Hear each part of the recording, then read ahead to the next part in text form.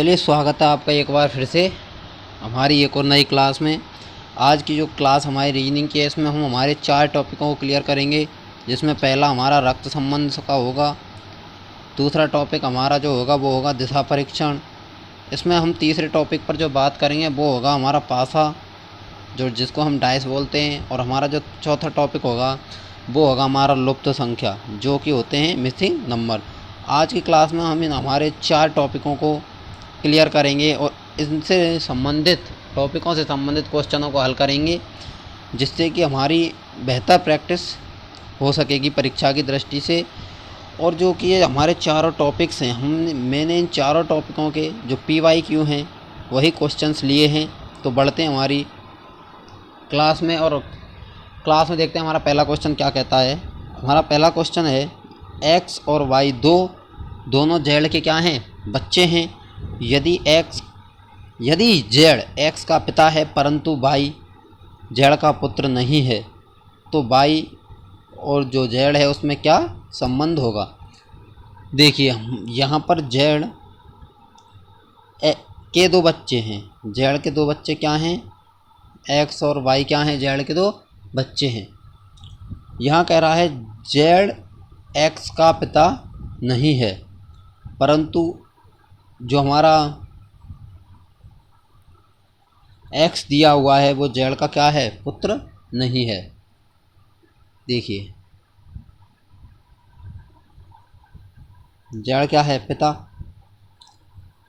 दोनों क्या हैं? जेड के बच्चे हैं। और यहाँ पर जेड क्या है? X का पिता नहीं है, परंतु क्या है? यहाँ X जेड का पुत्र नहीं है। Y और जेड में क्या अंतर है? देखिए, इसके क्या है? दोनों ये पुत्र नहीं है, पुत्री तो हो सकते हैं। दोनों क्या हैं? बच्चे हैं, पिता। यदि क्या है? जेड क्या है? X का पिता है, यहाँ पर हमें दिया हुआ है, परंतु जो X है वो जेड का क्या है? पुत्र नहीं है। तो ये क्या होगा? पुत्री होगी। क्या होगी? पुत्री। इनमें संबंध क्या होगा? पिता तथा पुत्री। ऑप्शन नंबर ए क्या हो जाएगा हमारा यहाँ पर? राइट आंसर हो जाएगा। देखिए, एक बार फिर से देखते हैं। यहाँ पर जेड के क्या हैं? X और Y दो क्या हैं? बच्चे हैं। यदि जेड क्या है? X का क्या है? पिता है। तो ऑफिशियल बात, जो सीधी बात होगी हमारी, क्या होगी कि यहाँ पर क्या है? जेड पिता है X और Y का। यहाँ परंतु जो बाई है वो जेड का क्या है? पुत्र नहीं है। पुत्र नहीं है तो क्या होगा? पुत्री होगा। तो इनके बीच क्या संबंध होगा? पिता और पुत्री। Option number 1। देखते हैं हमारा अगला क्वेश्चन क्या कहता है हमसे। अगला क्वेश्चन है कि रीटा की ओर इशारा करते हुए निखिल ने कहा। निखिल ने क्या कहा? रीटा की ओर इशारा करते हुए निखिल ने कहा कि मैं उनकी माता के पुत्र का, जो रीटा है उसकी माता के पुत्र का इकलौता पुत्र कौन है? निखिल है। अब देखिए, हमसे क्या कह रहा है? इकलौता पुत्र हूँ। रीटा का निखिल से क्या संबंध है? इन दोनों का संबंध हमें बताना है। देखिए, निखिल कह रहा है रीटा की माता के पुत्र का इकलौता पुत्र हूँ। क्या होगा? देखिए, रीटा की माता का पुत्र यानी कि रीटा का क्या होगा? भाई। भाई का पुत्र क्या हुआ? भतीजा। यहाँ पर निखिल और रीटा के बीच में क्या संबंध होगा? भुआ भतीजा। क्या संबंध होगा? भुआ। तो रीटा के निखिल की क्या होगी? भुआ होगी। ये हमारे यूपी कांस्टेबल में पूछा गया सवाल है। बढ़ते हैं अगले क्वेश्चन की तरफ। हमारा अगला क्वेश्चन है कि बी का भाई बी का भाई क्या है? A, और D का पिता क्या है? C। क्या है कि B का भाई क्या है? A है। देखिए, हम यहाँ पर बनाते हैं, B का भाई है A, इसका क्या है? ब्रदर है A। D का पिता वो क्या है? यहाँ लिखते हैं हम, D का पिता क्या है? C है। क्या है यहाँ? फादर है D का C। यहाँ हो गया। B की माता E है। जो हमें क्या दिया है? B की जो माता है, B की जो मदर है वो क्या है? E है। A और D क्या हैं? भाई हैं। ये दोनों भी क्या हैं, ब्रदर हैं। ई का सी से क्या संबंध है, अब हमें संबंध बताना है। ई और सी के मध्य में क्या बताना है, संबंध हमें इनके बीच में बताना है। अब देखिए यहाँ पर क्या कह रहा है, ये तीनों क्या हो गए, भाई हो गए। बी की माता इन तीनों की माता होगी ना। डी का फादर इन तीनों का फादर होगा। तो इनके बीच क्या होगा, पति पत्नी का रिश्ता होगा। किसका होगा, पति पत्नी का रिश्ता होगा। तो ई और सी के मध्य क्या होगा, पति पत्नी का रिश्ता होगा, जो कि हमारे कौन से में है, ऑप्शन नंबर क्या है, डी में इसका राइट आंसर दिया हुआ है। ऑप्शन नंबर डी क्या हो जाएगा, यहाँ पर राइट आंसर हो जाएगा। पति पत्नी का रिश्ता इनके बीच हो जाएगा। बढ़ते हैं अगले क्वेश्चन की तरफ। हमारा अगला क्वेश्चन है कि सुरेश की बहन राम की क्या है, पत्नी है। सुरेश की बहन क्या है, राम की पत्नी है। राम रानी का भाई है। राम के पिता मधुर हैं। शीतल राम की क्या है, दादी है। और जो रीमा है शीतल की पुत्रवधू है। रोहित रानी के भाई का पुत्र है। तो रोहित और सुरेश के बीच क्या बताना है हमें, संबंध। रोहित और सुरेश के बीच यहाँ क्या बताना है हमें, संबंध बताना है। देखिए यहाँ पर क्या कह रहा है, सुरेश की बहन है। जो यहाँ पर सुरेश की जो बहन है वो क्या है, राम की क्या है, पत्नी है। और यहाँ पर दिया हुआ है जो रोहित है वो रानी का भाई है। देखिए यहाँ सुरेश है, सुरेश की बहन, सुरेश की जो सिस्टर है वो राम की क्या है, वाइफ है ना। अब देखिए यहाँ पर क्या कह रहा है, वो सुरेश और राम के बीच संबंध बताना है, सुरेश और रोहित के बीच संबंध बताना है। अब देखिए राम रानी का भाई है, इसका संबंध किसी से, हमारे जो यहाँ पर जो दो दिए हुए हैं रोहित और सुरेश के बीच संबंध में इसका कोई मतलब नहीं है। राम के पिता मधुर हैं, इसका भी कोई संबंध नहीं है। यहाँ शीतल राम की दादी है, दादी से भी इसका कोई संबंध नहीं है। यहाँ पर कह रहा है कि जो रीमा है, जो रीमा है शीतल की क्या है, वो पुत्रवधू है। रोहित रानी के भाई का पुत्र है। अब देखिए यहाँ पर हमसे पहले कहा था राम रानी का भाई है, राम किसका है, रानी का ब्रदर है राम। तो रानी के भाई का पुत्र कौन है, यहाँ पर रोहित है। तो देखिए ये हमारा सुरेश और ये रोहित। रोहित की सिस्टर का जो बेटा होगा, यानी रोहित की बहन का बेटा, उसका क्या होगा, भांजा होगा, जो कि हमारे ऑप्शन नंबर डी में दिया हुआ है। यहाँ पर सीधा सा कॉन्सेप्ट है हमारा। देखिए यहाँ पर क्या दिया हुआ है कि जो सुरेश की जो सिस्टर है वो क्या है, राम की पत्नी है। अब जो राम का और राम की जो बहन है वो क्या है, रीमा है। जो रीमा के भाई का यानी राम का जो पुत्र होगा वो रोहित होगा। तो रोहित और जो सुरेश के बीच संबंध होगा, सुरेश रोहित का क्या होगा, मामा। इनके बीच होगा मामा भांजे का संबंध, जो कि भांजा यहाँ पर ऑप्शन डी में दिया हुआ है, राइट आंसर हो जाएगा। हमारा अगला क्वेश्चन है कि एक लड़के का परिचय देते हुए एक औरत ने कहा, इसके मामा का मामा मेरा मामा परस्पर भाई हैं। उस महिला का क्या है संबंध, उस लड़के से क्या संबंध है। देखिए वो महिला कहती है, क्या कहती है कि एक औरत ने कहा इसके मामा, इसके मामा का मामा मेरा मामा। देखिए वो लड़का माना हमने वो है, लड़के का मामा का मामा, और जो वो हमारे लिए महिला दी हुई है, जो हमारे लिए वो वुमेन दी हुई है, उसका मामा क्या है, परस्पर क्या है। यहाँ पर क्या दुआ हुआ है हमें कि परस्पर वो ब्रदर्स हैं या भाई हैं। तो इनके बीच क्या बताना है हमें, संबंध बताना है, महिला और लड़के के बीच क्या संबंध है।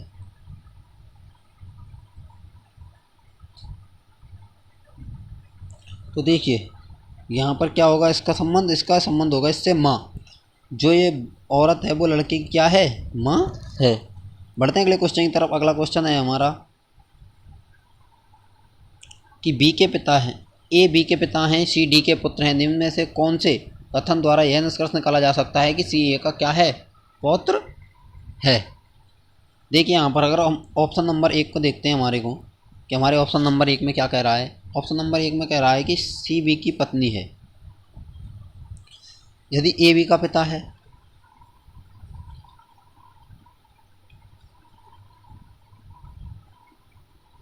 ये क्या है, बी का फादर है ना। सी डी के पुत्र हैं, यहाँ पर जो सी और डी दिया हुआ है, सी वी की पत्नी है, बी की क्या है, वाइफ है, और सी डी के पुत्र हैं, सी क्या है, डी का पुत्र। तो इनके बीच क्या संबंध है, नहीं बन रहा है, हमारा ये ऑप्शन होगा नहीं, इसको हटाइए। ऑप्शन नंबर बी को देखते हैं। हमारा ऑप्शन नंबर बी क्या कह रहा है, यदि बी डी की बहन है, देखिए ए बी, बी के पिता हैं ए, डी के पुत्र हैं,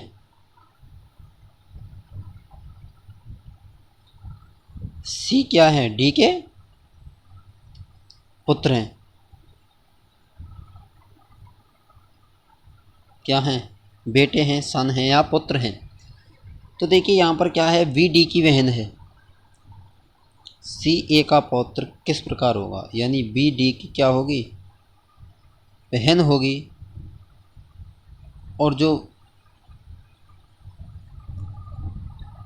उसका फिर डी क्या होगा, इसका भाई होगा, और इसके भाई का बेटा क्या होगा, इसका पौत्र होगा। तो ऑप्शन नंबर भी क्या हो जाएगा हमारा यहाँ पर राइट आंसर हो जाएगा। बढ़ते हैं अगले क्वेश्चन की तरफ कि एक शतरंज खिलाड़ी को इंगित करते हुए एक आदमी ने महिला से कहा, उसकी माँ आपके पिता का एकमात्र बेटी है।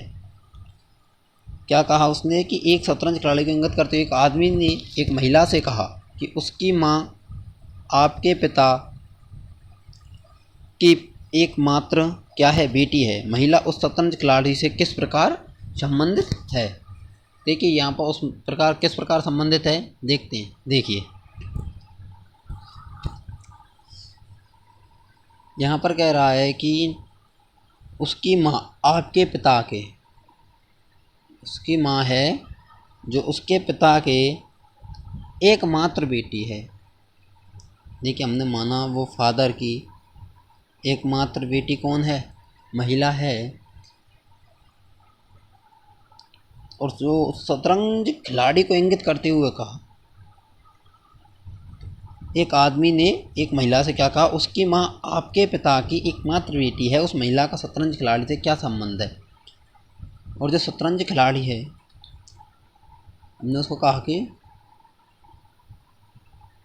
शतरंज खिलाड़ी है, उसका संबंध बताना है इस महिला से। तो क्या होगी, वो महिला उसकी क्या होगी, माँ होगी। क्या होगी, माँ। चलिए बढ़ते हैं अगले क्वेश्चन की तरफ। तो दोस्तों हमारे अगले क्वेश्चन को हल करने से पहले मैं आपसे एक ही रिक्वेस्ट करना चाहता हूँ कि हमारी वीडियो अगर आपको अच्छी लग रही है तो इसको शेयर करें और लाइक ज़रूर करें, और अपना जो भी अनुभव है हमारे साथ में पढ़ने का उसको भी कमेंट करके हमें ज़रूर बताएं। तो इसीलिए देखिए बढ़ते हैं। अगला क्वेश्चन है कि एक महिला की ओर संकेत करते हुए एक औरत ने कहा, वह मेरे पिता के एकमात्र बेटे की दादी की क्या है, पुत्र वधू है। दादी की क्या है, पुत्र वधू है। पुत्र वधू का सुनीता से क्या संबंध है। देखिए अगर हम यहाँ पर इस क्वेश्चन में हम कॉमन सेंस लगाएं कि यहाँ पर सुनीता से संबंध पूछ रहा है पुत्र वधू का, जबकि हमारे पूरे क्वेश्चन में कहीं पर भी सुनीता नहीं का कोई भी जिक्र नहीं किया गया है, तो यहाँ पर हमारा राइट आंसर क्या हो जाएगा, option number D. Common sense से हमें अगर हम इस सवाल को हल करें तो यहाँ पर एक महिला की ओर संकेत करते हुए एक औरत ने कहा है कि वह मेरे पिता के एकमात्र बेटे के दादी की क्या है, पुत्र वधू है। तो इसमें सुनीता का कहीं पर भी कोई भी जिक्र नहीं किया गया है, इसलिए हमारा ये क्वेश्चन क्या हो जाएगा, इससे संबंधित निर्धारित नहीं किया जा सकता है। बढ़ते हैं अगले क्वेश्चन की तरफ। अगला क्वेश्चन है हमारा कि दुर्गा भानु प्रताप की पत्नी है। तो दुर्गा के बेटे विजय की दो बहनें शालिनी और मालिनी हैं। शालिनी के पति मरुगेंद्रन का एक बेटा शिवम है। शिवम भानु प्रताप से किस प्रकार संबंधित है। देखिए यहाँ पर कह रहा है दुर्गा, क्या है कि जो दुर्गा है वो भानु प्रताप की क्या है, पत्नी है। अब देखिए यहाँ पर अगर हम ध्यान दें, शालिनी और शालिनी के पति जो हैं उनका क्या है, एक बेटा कौन है, शिवम। यानी कि जो शालिनी का क्या है, बेटा शिवम, शालिनी का कौन है, बेटा। और शालिनी है वो क्या है, भानु प्रताप जी की क्या है, बेटी है। यानी बेटी का बेटा क्या होता है, नाती होता है। क्या होता है, नाती होता है। अतः शिवम और भानु प्रताप में किसका संबंध है, नाती। क्या हो जाएगा यहाँ पर आंसर, नाती। देखिए हमारा अगला क्वेश्चन है, एम एन की बहन है, आर एम की भांजी है, टी आर की माँ है, तो एन टी से क्या संबंध है। देखिए यहाँ पर क्या कह रहा है वो हमसे क्वेश्चन में, हमसे क्वेश्चन में कह रहा है कि एम क्या है, एन की बहन है। यहाँ पर हम एम एन, एम एन की क्या है, एन की सिस्टर है एम। आर एम की भांजी है, जो आर है वो क्या है, भांजी है। किसकी, एम की क्या है, आर, भांजी है। टी आर की माँ है।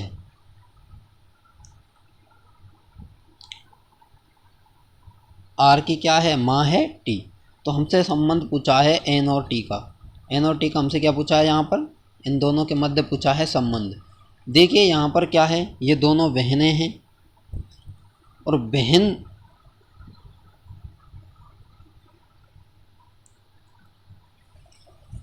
का जो जो भांजी है वो क्या है, आर है।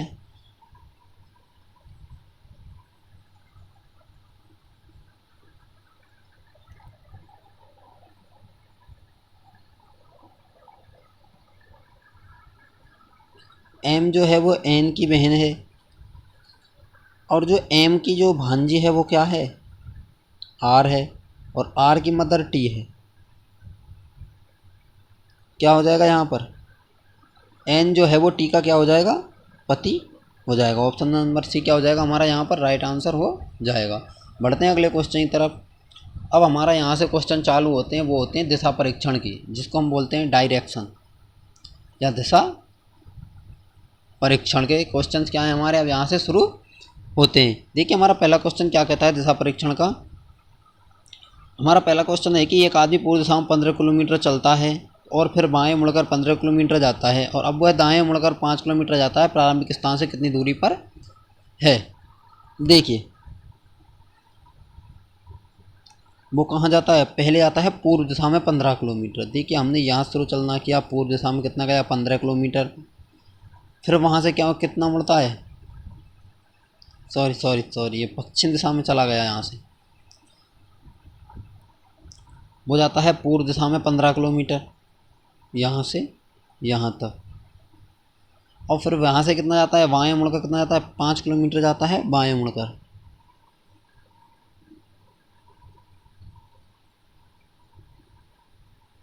और फिर वह बाएं मुड़कर कितना जाता है, 15 किलोमीटर। और फिर कितना जाता है, 5 किलोमीटर जाता है। यहाँ पर 5, यहाँ पर 15। तो देखिए हमें डिस्टेंस निकालनी है, हमें यहाँ से यहाँ की, हमारी जो ये रेखा है ये डिस्टेंस हमें क्या है, निकालनी है। तो देखिए इसके लिए क्या करेंगे, हम यहाँ से यहाँ तक की जो हमारी डिस्टेंस है उसको इसमें जोड़ देंगे। यहाँ तक, यहाँ 15 में कितना हो जाएगा, 5, तो यहाँ हो जाएगा 20। ये यहाँ हमारी यहाँ ये 15 की है तो ये कितने की होगी, ये भी 15 की होगी। अब हमें निकालनी है ये वाली। इसको निकालने के लिए क्या करते हैं, हम पाइथागोरस जो प्रमेय होती है ना उसका यूज लेते हैं। तो क्या हो जाएगा यहाँ पर 20 का स्क्वायर प्लस 15 का स्क्वायर बराबर, हम इसको कोई भी नाम दे दें, जैसे कि ए बी दे देते हैं। तो ए वी का स्क्वायर क्या हो जाएगा, 20 का स्क्वायर प्लस 15 का स्क्वायर। अब देखिए अब हमने यहाँ पर 15 और 20 का स्क्वायर किया था, 20 का स्क्वायर प्लस 15 का स्क्वायर। 20 का स्क्वायर कितना होता है, 400 प्लस 125, 400 प्लस 125 होते हैं 625, रूट 625। क्यों, क्योंकि हमने वहाँ ए बी का क्या था, वो स्क्वायर था, स्क्वायर को हटाएंगे तो इधर क्या हो जाएगा, अंडर रूट आ जाएगा। 625 होता है 25 का, ऑप्शन नंबर सी क्या हो जाएगा हमारा राइट आंसर हो जाएगा। बढ़ते हैं अगले क्वेश्चन की तरफ। तो दोस्तों क्या है कि अब हमारे क्वेश्चनों को हम जल्दी जल्दी हल करेंगे, क्योंकि हमारा जो टाइम है वो बहुत ज़्यादा होता जा रहा है, इसलिए हमारी वीडियो ज़्यादा लंबी ना हो, इसलिए हम क्वेश्चनों को क्या करेंगे, हम जल्दी जल्दी से हल करेंगे। तो एक लड़का उत्तर पूर्व की ओर 3 किलोमीटर चलता है और फिर 4 किलोमीटर दक्षिण पूर्व की ओर चलता है। कि जो एक लड़का है वो उत्तर पूर्व की ओर 3 किलोमीटर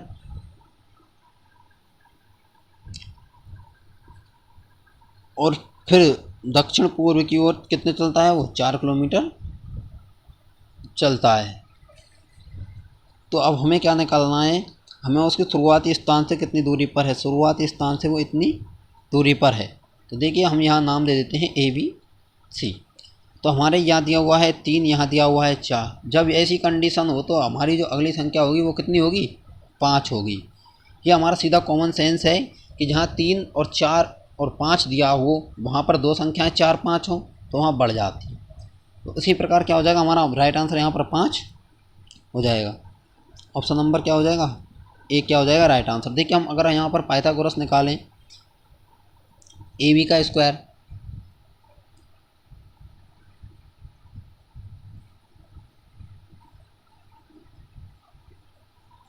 प्लस बी सी का स्क्वायर, यहाँ है बराबर क्या होगा, ए सी स्क्वायर बराबर। अब देखिए यहाँ पर 3 का स्क्वायर कितना होगा, 3 का स्क्वायर करें हम 9, 4 का स्क्वायर होगा 16 बराबर कितना 25, बराबर कितना होगा 25।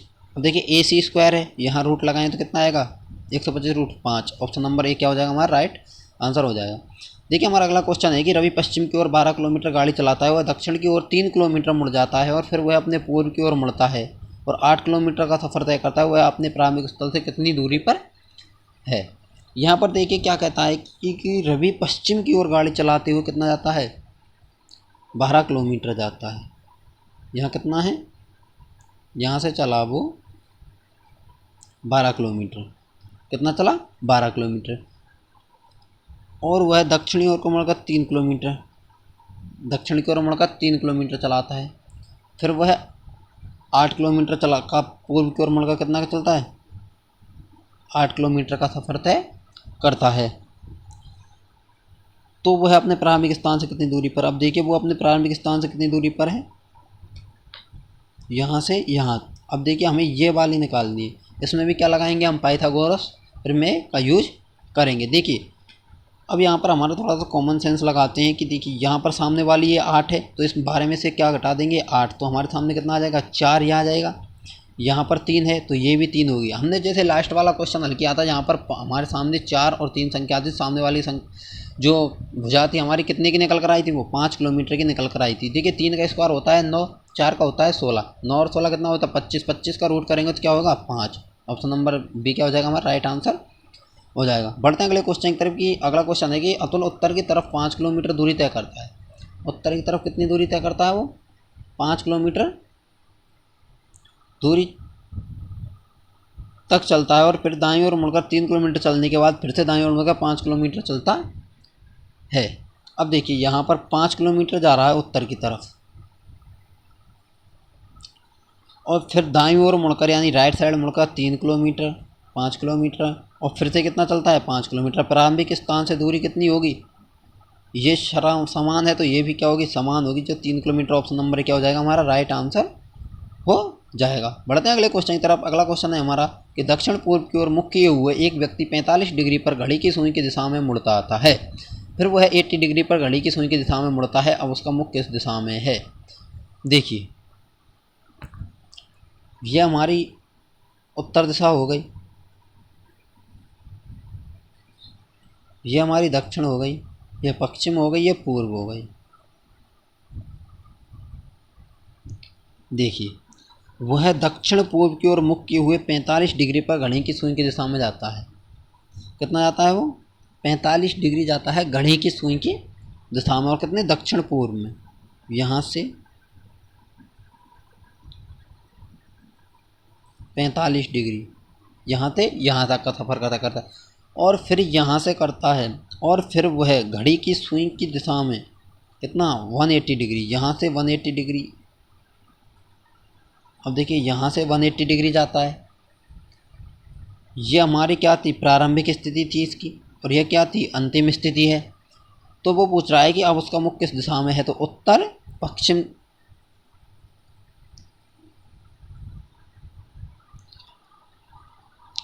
सॉरी हमसे यहाँ पर गलती हो गई कि वो यहाँ से 80 डिग्री घुमाए, यहीं से 80 डिग्री घुमाए, तो ये क्या होगी, उत्तर दिशा क्या हो जाएगा, हमारा राइट आंसर हो जाएगा। उत्तर दिशा हो जाएगा हमारा right answer. Option number B क्या हो जाएगा, राइट आंसर उत्तर दिशा हो जाएगा। हमसे यहाँ पर गलती हो गई, हमने यहीं से 90 डिग्री निकाल दिया था, क्योंकि अब जो कि उत्तर दिशा की तरफ यहाँ से 180 डिग्री घूमेगा तो क्या होगा, उत्तर दिशा की तरफ उसका मुख होगा। देखते हैं अगला क्वेश्चन है हमारा। अगला क्वेश्चन कहता है कि अमल और सुबीर शाम के समय एक दूसरे के सामने क्या हैं, खड़े हैं। क्या खड़े हैं, अमल और सुबीर शाम के सामने एक दूसरे, जैसे हमने माना एक ये खड़ा है, एक ये खड़ा है, सामने खड़े होकर बात कर रहे हैं तथा उनकी छाया सुबीर के सामने थी। अमल किस दिशा की ओर मुंह करके खड़ा है। देखिए किसके, छाया सुबीर के सामने थी। दोनों की छाया कौन किसके सामने थी, सुबीर के सामने थी। अब देखिए तो अमल किस दिशा में मुंह करके, किस दिशा की ओर मुंह करके खड़ा है।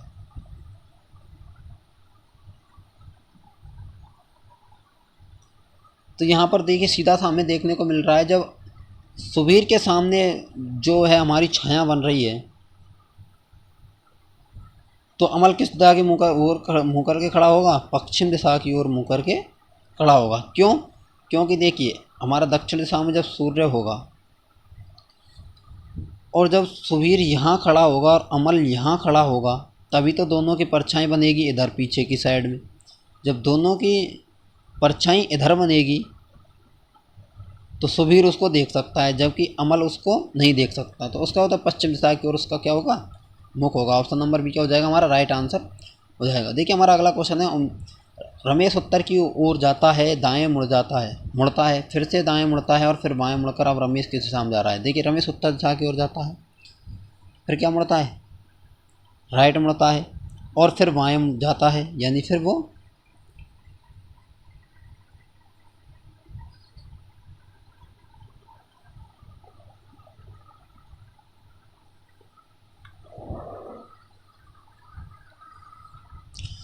देखते हैं।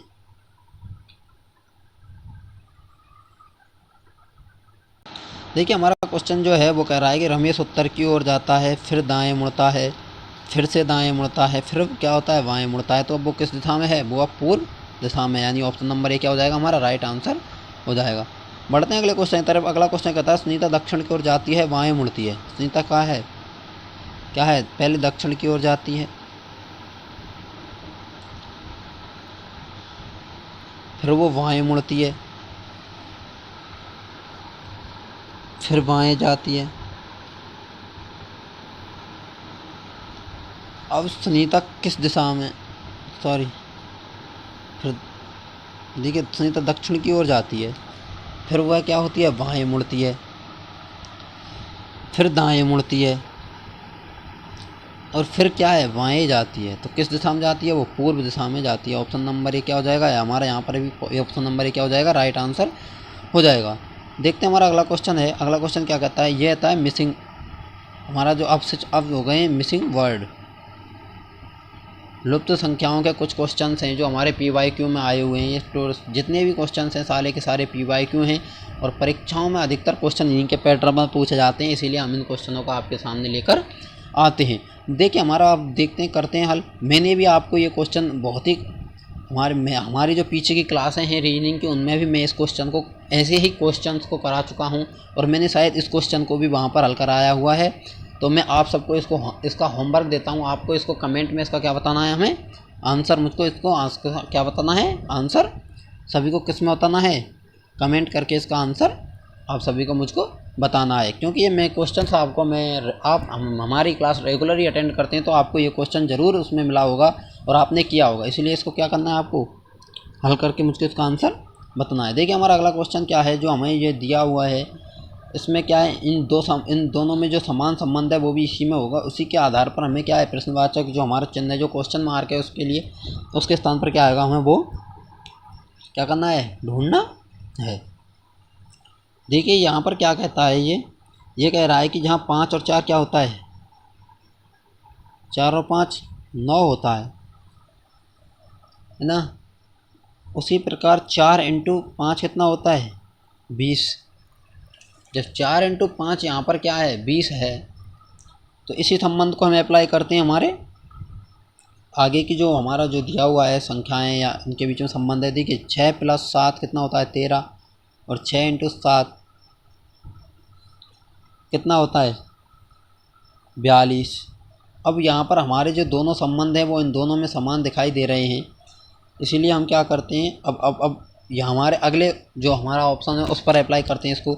7 8 कितना होता है, 15, और 8 7 होता है 56, जो कि हमारे ऑप्शन नंबर सी में दिया हुआ है। क्या हो जाएगा, option number C 56 right answer हो जाएगा। बढ़ते हैं अगले क्वेश्चन की तरफ। हमारा अगला क्वेश्चन कहता है कि नीचे दी गई आकृति में प्रश्न चिन्ह के स्थान पर कौन सी संख्या आएगी। अब देखिए यहाँ पर हमारा संबंध देखते हैं किसमें किस प्रकार का संबंध होता है। देखिए हमारे इसमें जो पहला है, इसमें क्या दिया हुआ है, जो हमारी ए आकृति है, ये बी आकृति है, ये सी आकृति है। ए आकृति में जो संबंध दिया हुआ है उसको निकालने की कोशिश करते हैं। जैसे कि देखिए 3 और 4 का इंटू करते हैं तो कितना होता है, 12, प्लस यहाँ पर कितना हुआ, 5 इंटू 5 बराबर 25। अब इन दोनों को जोड़ने पर कितना आता है, 37। इसी प्रकार हम अगले को करते हैं कि 5 और 7 कितना होता है, 35, प्लस 4 और 4 16 कितना होगा, 6 और 5 11 का 1 का 51, जो कि हमारे उसमें दिया हुआ है। अब देखिए 3 का इंटू 3 करते हैं तो कितना आता है, 9, और 6 का इंटू 5 से करते हैं तो 30, कितना हो जाएगा, 39, जो कि हमारे ऑप्शन नंबर सी में दिया हुआ है। ऑप्शन नंबर सी क्या हो जाएगा, राइट आंसर हो जाएगा। अब देखिए हमारा यहाँ से क्वेश्चन चालू होते हैं, वो होते हैं पासे के, पासा, जिसको हम डाइस के बोलते हैं। इसके क्वेश्चन से हमारे यहाँ से चालू हो जाते हैं। देखिए हमारा है कि किसी घन की सभी सतहों को एक समान रंग से रंगा गया तथा उसे इस प्रकार काटा गया कि 125 छोटे छोटे एवं बराबर के क्या बन सकें, घन बन सकें। देखिए हमारा घन घनाभ वाला क्वेश्चन है। तो यहाँ पर देखिए क्वेश्चन है, ऐसे घनों की संख्या कितनी होगी जिनकी केवल दो सतह क्या हैं, रंगीन हैं।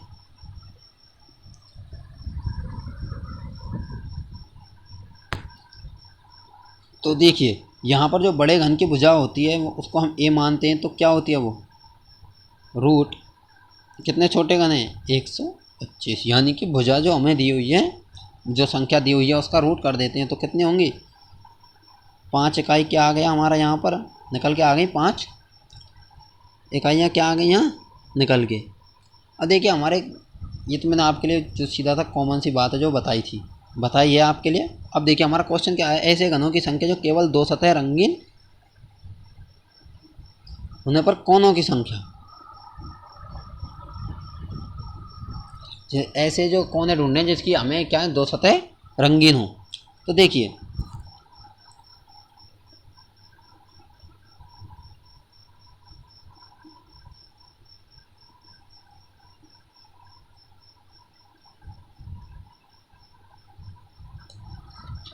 जो हमारा ये वाला क्वेश्चन है, देखिए हमारा यहाँ पर क्या होगा कि जो हमें जो ऐसे घनों की संख्या जिनकी केवल 2 सतह रंगीन होने पर कोनों की संख्या, जो कोनों की संख्या मान लेते हैं हमने x मान ली, वो इनटू a-2 क्या हो जाएगा हमारा, यहाँ पर ये फॉर्मूला बनता है। अब इस फॉर्मूले के आधार पर इसको हम हल करते हैं तो यहाँ पर देखिए x एक्स कितना हो गया यहाँ 12, ए कितना दिया हमने, ए कितना निकाला यहाँ पर 5 - 2। तो देखिए 5 - 2, अब देखिए 12 इंटू, अब देखिए यहाँ पर कितना बचता है 3, यहाँ बचता है 12, 12 इंटू 3 12 थी 36 हो जाता है। ऑप्शन नंबर ए क्या हो जाएगा हमारा यहाँ पर राइट आंसर हो जाएगा। तो देखिए हमारा अगला क्वेश्चन क्या होगा, अगला क्वेश्चन पर चलते हैं कि दिखाएगा ये कि चित्र में दिखाए गए अनुसार शीट के एक बॉक्स बनाया गया जा सकता है। इस बॉक्स में यू के विपरीत सतह पर कौन सा अक्षर होगा। देखिए जहाँ पर भी आपके लिए ऐसी आकृति मिल जाए, इस आकृति को, इनकी क्या है ट्रिक्स होती हैं। ये हमारे तीन तरह की जो आकृतियाँ होती हैं वो अधिकतर इस प्रकार पूछी जाती हैं। इस प्रकार देखिए टी का जो संबंध होगा वो बी से होगा, एस किससे हो जाएगा, यहाँ पर एक्स से हो जाएगा, और यू का संबंध हो जाएगा डब्ल्यू से, क्योंकि टी के विपरीत होगा वी, यू के विपरीत होगा डब्ल्यू, और यहाँ पर जो होगा वो एस के विपरीत होगा क्या, एक्स। ये हमारा, अब यहाँ पर यू के विपरीत पूछा है वो होगा डब्ल्यू। ऑप्शन नंबर बी में क्या है राइट आंसर हमारा हो जाएगा। बढ़ते हैं अगले क्वेश्चन की तरफ। अगला क्वेश्चन कह रहा है आकृति में दिखाए अनुसार शीट के एक बॉक्स बनाया जा सकता है और एल के विपरीत दिशा में कौन सा अक्षर होगा। अब देखिए जब जहाँ पर इस प्रकार की जो आकृति दी हुई होती है उस प्रकार की जो आकृतियों में उस प्रकार कैसे हल करते हैं। देखिए यहाँ पर जो होगा एल के विपरीत होगा वो होगा ओ, के विपरीत होगा वो एम होगा, और एन के विपरीत होगा वो पी। यहाँ देखिए एन के विपरीत पी, के विपरीत एम, और एल के विपरीत ओ। यहाँ पर पूछा हुआ है एल के, तो एल के विपरीत क्या होगा ओ। ऑप्शन नंबर ए हमारा क्या होगा राइट आंसर हो जाएगा। बढ़ते हैं अगले क्वेश्चन की तरफ। देखिए हमारा अगला क्वेश्चन कहता है कि यहाँ पर आकृति में बी के विपरीत पूछा है हमसे, बी के अपोजिट कौन सा होगा। जो इस प्रकार की जो आकृतियाँ होती हैं उसमें होता है जो देखिए ए ई, ए डी और सी एफ। तो एक बी के विपरीत क्या होगा डी, ए के विपरीत क्या होगा डी हमारे, जो कि ऑप्शन नंबर, यहाँ पर चलो ऑप्शन नहीं दिए हुए हैं, यहाँ पर ऑप्शन सी लगा दें हम, उसमें डी कर दें तो क्या हो जाएगा हमारा right answer option number D C. यहाँ पर क्या होगा जो बी के विपरीत होगा वो होगा डी। ठीक है, हमारा अगला क्वेश्चन है कि जो हमें चित्र बाई दिया हुआ है, जो बाई आकृति दी हुई है, इसमें के विपरीत सतह पर क्या होगा। इस प्रकार की जो सतह होती हैं उनमें मैं आपको एक करा चुका हूँ, अभी थोड़ी देर पहले कराया था क्वेश्चन। इस प्रकार एल के विपरीत होगा एन और एम के विपरीत हो जाएगा एम। तो के विपरीत क्या होगा पी। ऑप्शन नंबर क्या होगा सी क्या हो जाएगा यहाँ पर right answer. Option number C क्या हो जाएगा राइट आंसर हो जाएगा। बढ़ते हैं अगले क्वेश्चन की तरफ। तो दोस्तों हमारे सारे के सारे क्वेश्चंस यहाँ पर समाप्त हो चुके हैं अभी, और हमारी जो यहाँ पर वीडियो होती है उसका करते हैं हम एंड। तो दोस्तों हम आपसे यही गुजारिश या फिर यही अपेक्षा करते हैं कि आपको हमारी वीडियो अच्छी लगी होगी, और अगर हमारी वीडियो आपको पसंद आई हो तो हमारी वीडियो को लाइक और शेयर ज़रूर करें, जिससे कि आपके साथियों तक हमारी वीडियो पहुंच सके, और चैनल को सब्सक्राइब करना ना भूलें, जिससे हमारी जो भी आने वाली वीडियोज़ हैं। अब से देखिए मैं आपके लिए क्या है कि ट्रिक से रीजनिंग की क्लासें लाऊंगा, जो कि ट्रिक से हम किसी भी प्रकार के सरल से सरल और कठिन से कठिन सवालों को हम ट्रिकों से हल करेंगे। और ये सीरीज मैं आपके लिए कुछ ही दिनों में लेकर आने वाला हूँ, जिससे कि हम क्या है रेलवे, हमारी एसएससी, जो हमारे जो राजस्थान में सीईटी, आरआरबी या एसएससी, जहाँ पर भी आपके लिए रीजनिंग आती है तो आप मेरी उस जो हमारा जो सीरीज है उसको ज्वाइन कर लेंगे। उसको पढ़ने के बाद आप रीजनिंग में कहीं पर भी आपको किसी भी प्रकार के जो हमारे प्रश्न होते हैं, सवाल होते हैं, उनको हल करने में कोई समस्या नहीं आएगी। इसकी गारंटी मैं लेता हूँ। आपको 100% रिजल्ट की गारंटी मैं देता हूँ कि आप 100 में से 90+ स्कोर रीजनिंग में हर एक एग्ज़ाम में करेंगे। तो दोस्तों इसी के साथ आशा करते हैं आपको वीडियो पसंद आएगी। लाइक शेयर कमेंट सब्सक्राइब ज़रूर करें। और मिलते हैं आपसे अगली वीडियो में। धन्यवाद।